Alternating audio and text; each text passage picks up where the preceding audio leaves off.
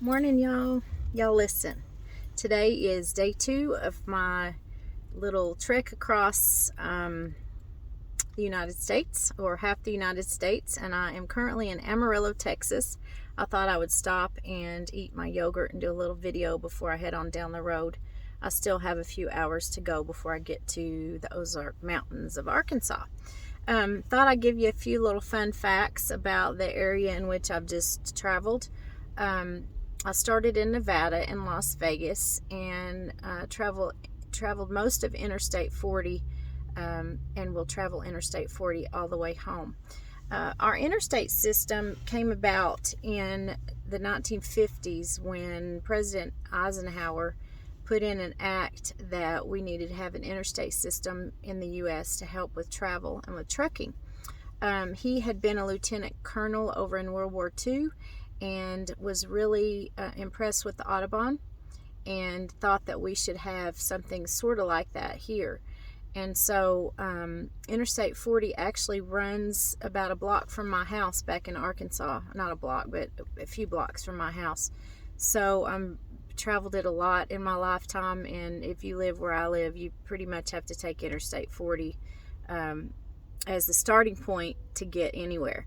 So I just happen to have the bulk of it from Barstow, California is where one end is, and it ends in Wilmington, South Carolina. So if I just keep on driving through Arkansas and drive through Tennessee and the Carolinas, I would end there. One of these days maybe I will just drive the whole thing. Barstow is actually on the edge of California and Nevada. It's not far from Las Vegas.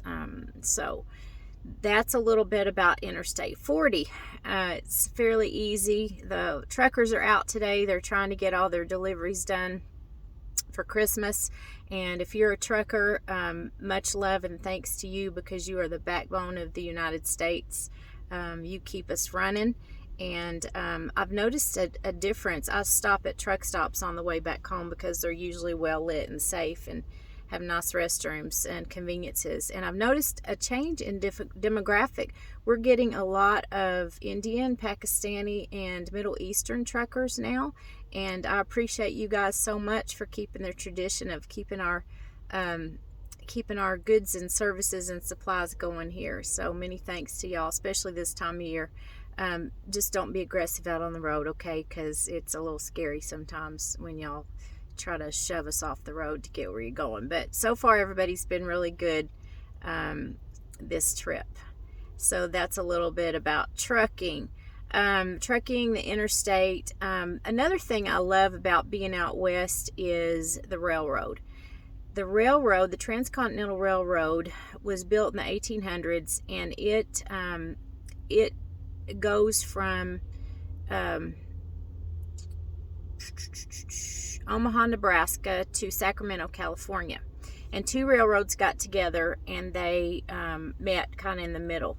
And the spike was hit in Promontory, Utah in about 1886, I believe.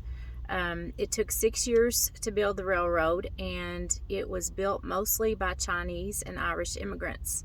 So many, many thanks to those of you who had parents or grandparents, not parents, but grandparents, great-grandparents, great-great-grandparents that built the railroad. Prior to the railroad, it would take 24 days to get, with no problems, to get across the U.S. in a stagecoach. And with the advent of the railroad, it took 4 days.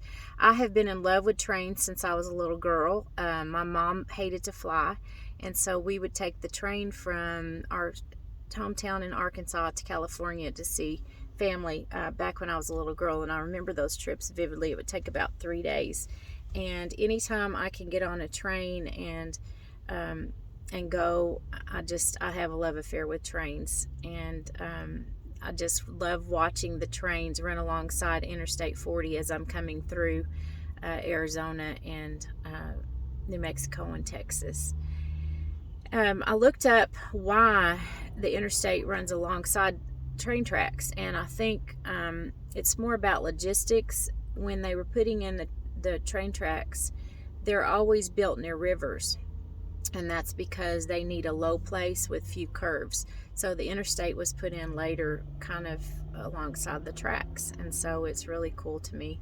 And I took some shots yesterday of my reel of train running out in the vast nothingness with the big mountains behind it in New Mexico. It was quite lovely. So many thanks to the people that built the train tracks, and that was a hard job, and many died. The conditions were really terrible. So the other thing I want to touch on, and I'll talk about more in a later video, probably as I'm going back to Las Vegas in a month, is going from Las Vegas to Arkansas. I go through a lot of tribal land. Native Americans. They like to be called Native Americans now, or First Nation, as opposed to Indians. When the Europeans first came over here and they saw these people, they thought they looked like people from India, so they called them Indians. But it's very confusing because people from India are called Indians, although the younger generations like to be called South Asians now. So it's all kind of difficult to maneuver sometimes if you don't know the right vernacular. But anyway, during the Trail of Tears, the Bureau of Land Management sort of forced these people into areas they called reservations, and some really atrocious things happened to these people. And I have so much respect for them. They are the people that really deserve everything. And so you have to drive through a lot of these reservations, especially in New Mexico, Arizona, again, probably through some Oklahoma territory that I'll be going through here shortly.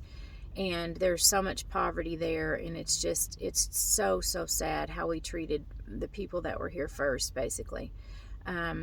But I'll give you more on that as I go back, because I'm going to have probably more stories to tell on my way back through. But anyway, I just wanted to say, if you're Native out there, if you're Native American, thank you for letting us pass through your land. I know you didn't really have a choice, but I honor and revere your traditions. And when I pass through, I'm tearing up talking about it. When I pass through New Mexico and places like that, I just feel the reverence for the land there. It's just a feeling. The takeaway from all this today is, whatever you're doing as far as travel, whether it's by car, bus, plane, foot, bicycle, motorcycle, wherever you're going, slow down, turn your phone off, and tune in to what's going on around you. Tune in to the land, tune in to the smells, to the sights, how the same places can change each day. I make this trip 2 or 3 times a year, and things, although they're the same, they're different each time. And I'm beginning to hate the word be mindful, but be present with your surroundings and the beauty that's around you, wherever you are in the world. If you're in the U.S. and you haven't come out west, you need to do that. If you know me, you got an open invite to come see me, and I'll show you as much as I can. I love you guys, and the next time I video, I will be in my home in Arkansas, and be expecting a lot of storytelling and a lot of fun videos and a lot of activity this month, because when I'm home, I'm really busy. Okay, and I might include some other people as well. Love y'all, and have the best day or best evening ever.